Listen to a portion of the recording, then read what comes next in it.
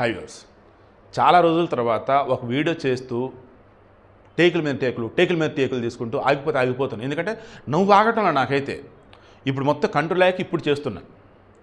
ఒక మనిషి సాగుబోతుల మధ్య ఉన్నాడు. ఎందుకు?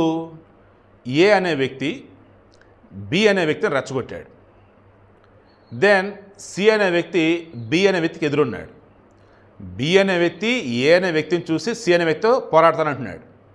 నువ్వున్నా నేను నిలరా అని చెప్పేసి సి అనే వ్యక్తి రెచ్చగొట్టాడు. బి అనే వ్యక్తి అంత కెపాసిటీ లేదు, బట్ సి అనే వ్యక్తి దగ్గరికి హడావుడి చేస్తూ ఉన్నాడు. సి అనే వ్యక్తి కొట్టాడు. ఎంత దెబ్బ కొట్టాడంటే బొక్క బొరల కింద పడాడు బి అనే వ్యక్తి. అప్పుడు ఏ అనే వ్యక్తి వచ్చేసి సి అండ్ బితో, బాబు ఏంటయ్యా కొట్టుకుంటారు, కొట్టుకోవద్దు అని అంటున్నాడు. అప్పుడు బి అనే వ్యక్తి ఏతో, ఒరే దరిద్రుడా, నువ్వే కదరా వెళ్ళి కొట్టమని చెప్పావు, ఇప్పుడైతే మరి కొట్టొద్దు అంటే ఎట్లా చెప్తాను అంతేలే, ఇదిగో తీసుకున్నాడు. ఏమిస్తున్నావు అంటే ఈ మందు తీసుకో, ఈ మందు ఆగు, మళ్ళీ నువ్వు యాక్టివ్ అవుతావు అని చెప్పేసి అన్నాడు.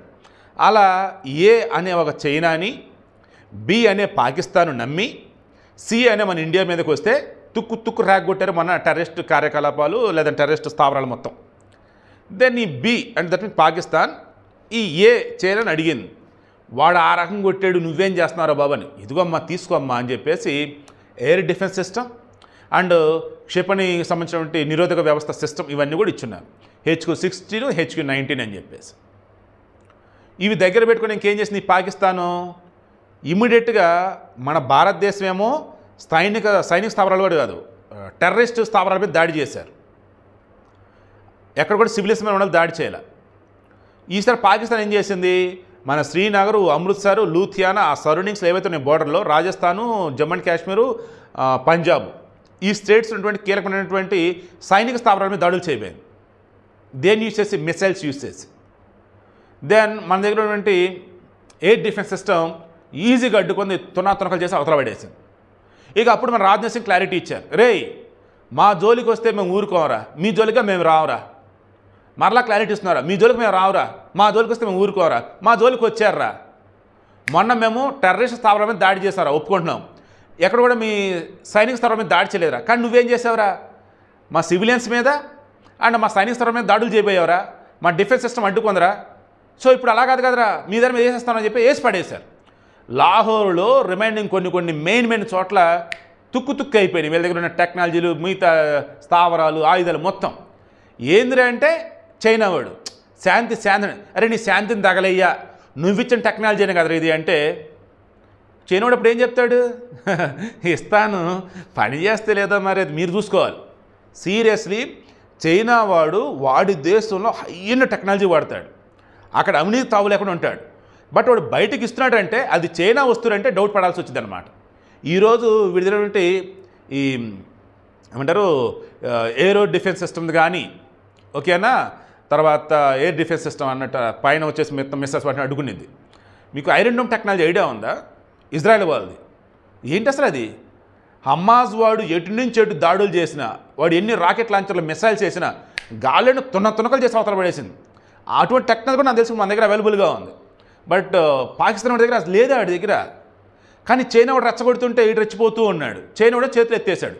ప్రపంచంలో పాకిస్తాన్ అంత బకరా అయినటువంటి ముండా కొడుకు ఇంకొకటి లేడు ఇప్పుడు. దయచేసి పిల్లలు ఎవరు బూతులు ఆడొద్దమ్మా. ముండా కొడుకు అనేది బూతు, ఓకేనా? తప్పుగా అనుకోవద్దే, కోపం బాధలు అటువంటివి వస్తున్నాయి, ఏమనుకోవద్దు. సో విషయం ఏంటి ఇప్పుడు నేను చెప్తున్నది, ఆల్రెడీ అమెరికానేమో పాకిస్తాన్ని నానా రకాలుగా రేప్ చేసి టెర్రరిస్టులు పుట్టించింది. ఆఫ్ఘనిస్తాన్ కోసం రష్యాని పంపించేసి అమెరికా వెళ్ళిపోయింది. టెర్రరిస్టులు ఇప్పుడు పాకిస్తాన్ మోయాల్సి వచ్చింది, మేపాల్సి వస్తుంది.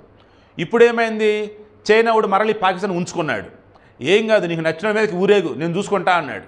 ఇండియానే అంది, ఇండియానా ఇంకట్టే నేను ఇంకా హెల్ప్ చేస్తున్నాడు అని చెప్పేసి ఆ గ్వాదర్ ఎయిర్పోర్ట్ రిమైనింగ్ వీటిని వచ్చేసి ఈ చైనా వాడు వాడుకుంటా ఉన్నాడు. కానీ రియాలిటీ ఏంటని చెక్ చేస్తూ ఉంటే చైనా వాడు కేవలం వాడు అవసరాల కోసం పాకిస్తాన్ ఒక పప్పెట్లాగా ఆడిస్తూ ఉన్నాడు. తీరా ఇప్పుడు ఇండియా మీదకి దూకుడు ప్రదర్శిస్తున్న మొమెంట్లో పాకిస్తాన్కి ఈ చైనా నుంచి టెక్నాలజీ ఏది ఉపయోగపడకపోగా అడ్డంగా వీళ్ళు పరుగు పోగొడతా ఉంది. అంతెందుకు, చైనాలో కూడా కొన్ని వార్తలు వచ్చినాయి. ఈ పాకిస్తాన్ వాళ్ళు ఇండియా చెందిన కొన్ని రాకెట్లని, కొన్ని రాకెట్లు ఇండియా చెందిన కొన్ని విమానాలు కూల్చేసిన అదని ఇవిటికి మన ఇండియన్ ఎంబసీలు రియాక్ట్ అయ్యారు. అంత సీన్ లేదు, ప్రూఫ్ అడుగు వాడిని అని. అదే ప్రూఫ్ లేదంటే ప్రూఫ్ వాడు బొందా, ఎక్కడ చేశాడు రాడని. దెన్ పాకిస్తాన్లో ఇంటర్నేషనల్ లెవెల్లో ఏదైతే హడావుడి చేస్తూ ఉన్నారో, మేము భారతకు విమానాలని కూడగొట్టాం అదని, అది అబద్ధం. దెన్ చైనా వాడు కూడా క్లోజ్ చేసుకున్నాడు. ఈ చైనా టెక్నాలజీ పాకిస్తాన్ ఉపయోగపడకపోగా ఇంకా వాడు అడ్డంగా వాడు పెరిగిపోయింది. ఓవరాల్ చూసుకున్నప్పుడు బలూచిస్తాన్ లిబరేషన్ ఆర్మీ వచ్చేసి చైనాకి సంబంధించేసి చుక్కలు చూపిస్తూ ఉంది. ఎనీ టైంలో స్వతంత్ర రాజ్యం అవుతారు. గ్వాదర్ ఎయిర్పోర్ట్ అనేది వస్తుంది దాటి నుంచి నౌకాశ్రయం అది. ఈ గ్వాదర్ నౌకాశ్రయం అనేది ఏదైతే ఉందో బలూచిస్తాన్ ఏరియాలో అత్యంత కీలకమైనది పోర్ట్ అది. కరాచీ ఇది రెండు అత్యంత కీలకమానికి. సో ఈ గ్వాదర్ నౌకాశ్రయం ఏదైతే ఉందో షిప్ యార్డ్ అది వచ్చేసి ఎనీ టైం మన ఇండియాలో కానీ హ్యాండర్ కానీ చేసుకుంటే బలూచిస్తాన్ వాళ్ళు మనతో కలిసిపోతారు. ఇప్పుడు మనమంతా కలగలిపి పాకిస్తాన్ మీద కనుక యుద్ధం ప్రకటించేస్తే ఇటు నుంచి మనం అటు నుంచి మనం ఈలోపు మనకి అమెరికా వాడు రష్యా వాడు ఈ బ్రిటన్ వాళ్ళు అంతా సాయం చేస్తారు. చైనా వాడు అన్ని మూసుకొని క్లోజ్గా కూర్చుంటాడు. ఇక పాకిస్తాన్ కుక్క పిల్లంటూ కొట్టేసి దాన్ని ఒక పక్కన ఉంచేయచ్చు. త్వరలో జరగబోతుంది అది. ఈ వీడియోకి మెయిన్ ఇంటెన్షన్ ఏంటంటే నాకు స్టార్టింగ్ నవ్వొచ్చింది. ఎందుకంటే చావు బతుకుల మధ్య ఉన్నోడికి కూడా సాయం చేస్తానని చెప్పేసి ఈ చైనోడు ఇచ్చిన టెక్నాలజీ వాడికి కాపాడకపోతే ఒకసారి కాలు పోతుంది. కాలే కదరా పోయింది, ఇంకా ప్రాణం కదా పోరాటం చేయి. చెయ్యి పోయింది, చెయ్యి కదరా పోయింది, పోరాటం చేయి. కన్ను పోయింది, కాలు పోయింది, చేయి పోయింది, అన్నీ ఒక్కొక్కటి పోయింది, ఇంకోటి ఉన్నాయి, పోరాటం చేయి. ఇలా చైనా వాడు ఇంకా ఇంకా ఇంకా రెచ్చగొడుతున్నాడు పాకిస్తాన్ని. కానీ పాకిస్తాన్ కుక్క చావు చస్తూ ఉంది. ఎందుకంటే ఆపరేషన్ సింధూర్ 2.0 మొదలైంది. ఈసారి మాత్రం పాకిస్తాన్ని కకావికలం చేయటం ఖాయం. ఆల్రెడీ పాకిస్తాన్ అష్ట దిగ్బంధనం చేసేసాం. ఐఆమ్ షూర్ ఈసారి మాత్రం పాకిస్తాన్ టెర్రరిస్టులు అంతం చేయడంతో పాటు బలూచిస్తాన్కి స్వాతంత్రం లభించడం ఖాయం. అండ్ రానున్న రోజులలో ఈ పాకిస్తాన్ రిమైనింగ్ ప్రాంతాలు కూడా భారత్లో కలుస్తాయా లేదా సెపరేట్గా ఉంటాయో చూద్దాం. పాకిస్తాన్ అనేది మాత్రం ఉండదు, అందులో మాత్రం నో డౌట్. నాకైతే ఈసారి గట్టిగా అయితే నమ్మకం అయితే ఉంది.